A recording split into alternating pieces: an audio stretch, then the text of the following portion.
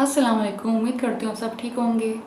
Video को start करने से पहले हमारे वीडियो को लाइक कर दें और हमारे चैनल को सब्सक्राइब कर दें और बेल आइकन के बटन पर क्लिक कर दें ताकि हमारी वीडियो के आने वाली तमाम नोटिफिकेशन आपको मिल सकें।